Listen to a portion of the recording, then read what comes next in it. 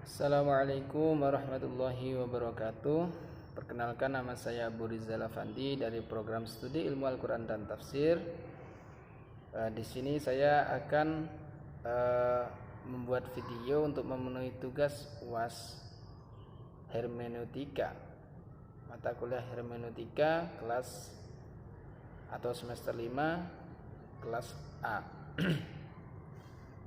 Baik, di sini saya akan menjelaskan dari hermeneutikanya Paul Ricoeur.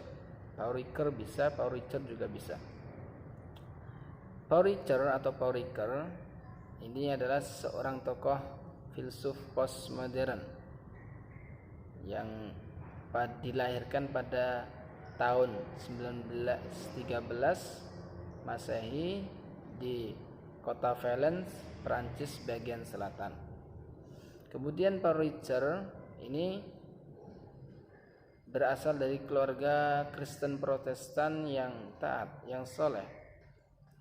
Kemudian tumbuh dan berkembang di kota Rennes sebagai anak yatim piatu karena bapak ibunya meninggal di kecelakaan. Kemudian orang pertama kali yang mengenalkannya pada filsafat yaitu Dalbis, yaitu seorang filsuf yang beraliran Thomistik. Kemudian Paul Ricoeur pada tahun 1933 Masehi berhasil mendapatkan gelar S1-nya yaitu lisensi filosofi. Kemudian pada 1935, 2 tahun setelahnya, mendapatkan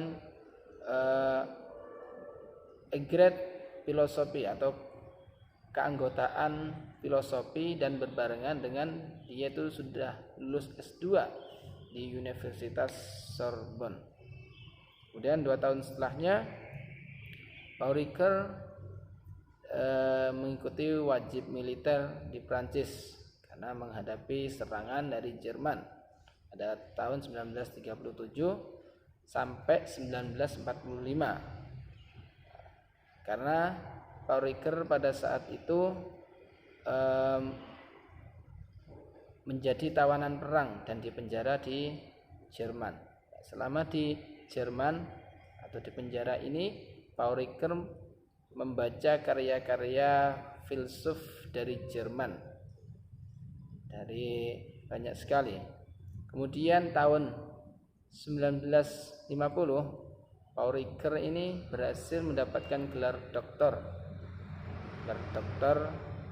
Kemudian pada tahun 1957 Paul Ricoeur ini diangkat menjadi profesor filsafat di Universitas Sorbonne. Kemudian pada tahun 1973 ia kembali ke Nanterre dan sekaligus menjadi profesor luar biasa di Universitas Chicago. Kemudian pada waktu bersamaan dia itu menjadi kepala direktur di Centre Etudes Phenomenologiques et Hermeneutique, jadi pusat bidang fenomenologi dan hermeneutika. Dan pada periode ini juga Paul Ricoeur condongnya kepada kajian hermeneutika atau fenomenologi gitu, yang mengupas hal-hal di teks, baik nanti penafsirannya, konteksnya atau kontekstualisasinya bagaimana. Baik, mungkin yang terkenal dari Paul Ricoeur ini adalah dia ini tidak berusaha memisahkan diri, melainkan dia itu berusaha menjembatani, menghubungkan dari pemikiran-pemikiran yang seakan-akan bertolak belakang, kontradiktif, menjadi pemahaman yang bisa dihubungkan. Seperti halnya ini Paul Ricoeur pada hermeneutikanya metodologis Emilio Betti dengan hermeneutika filosofis dari Gadamer. Nah, ini Paul Ricoeur mencoba menghubungkannya, menserasikannya. Paul Ricoeur ini juga mempunyai karya besarnya yang pada tahun 1975 kalau nggak salah gitu. Nah, itu yaitu buku tentang hermeneutik, cara atau tata cara menafsirkan dengan metodologisnya gitu. Mungkin cukup dulu biografi dari Paul Ricoeur.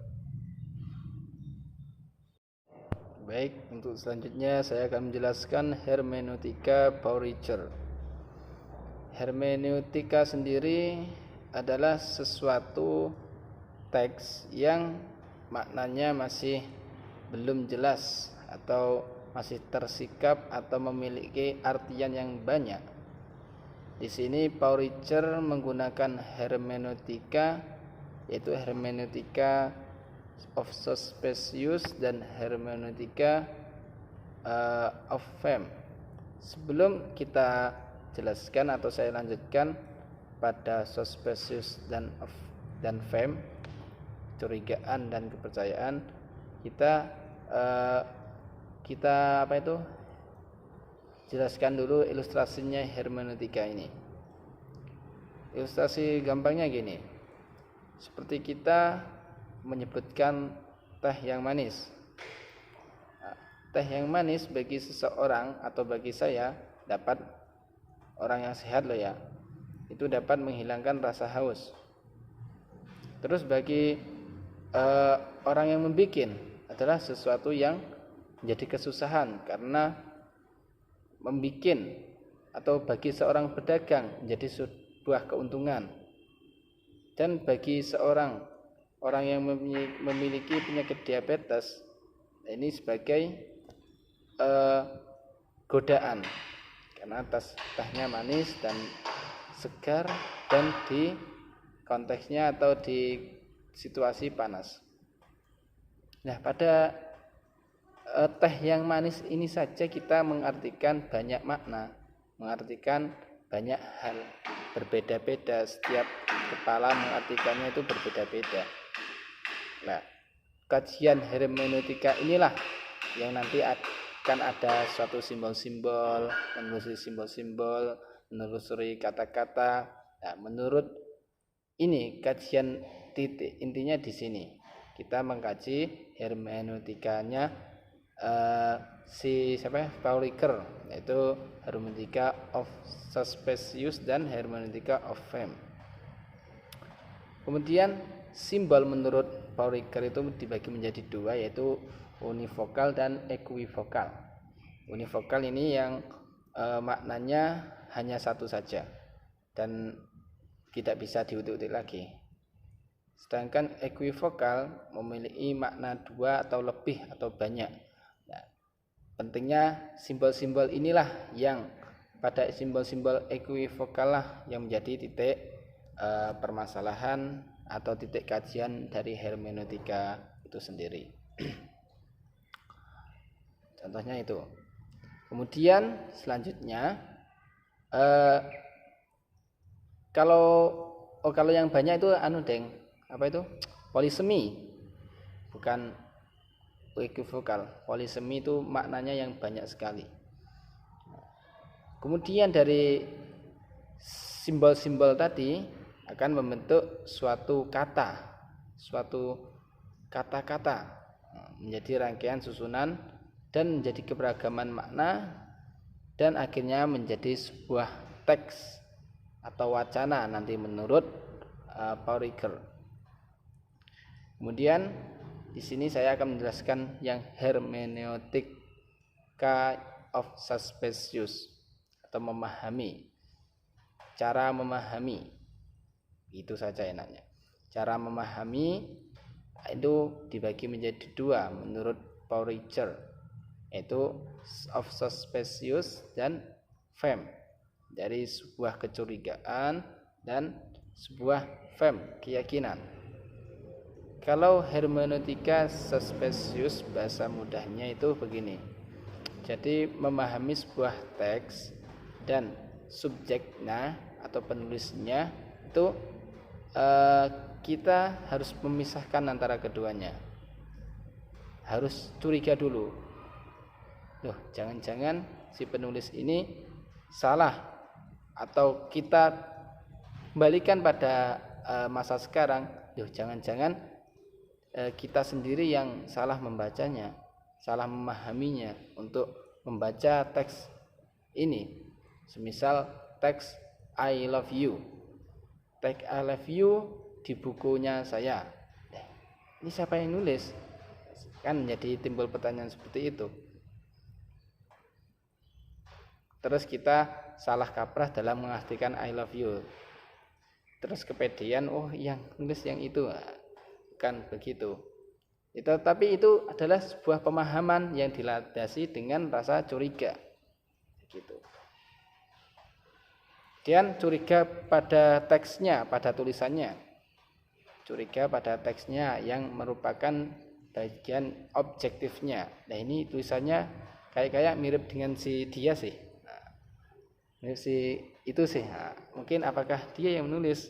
Oh ternyata setelah memahami seperti itu, ya kan,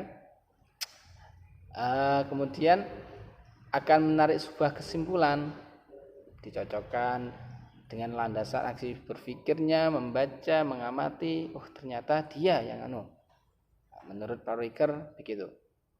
Kemudian hermeneutik sendiri pada yang off-fame dengan keyakinan, ya dia itu hanya yakin saja, tidak menelusuri dengan ya pada muara intinya, tujuannya sama-sama nanti yakin. Ketika dengan curiga atau dengan yang off-fame tadi.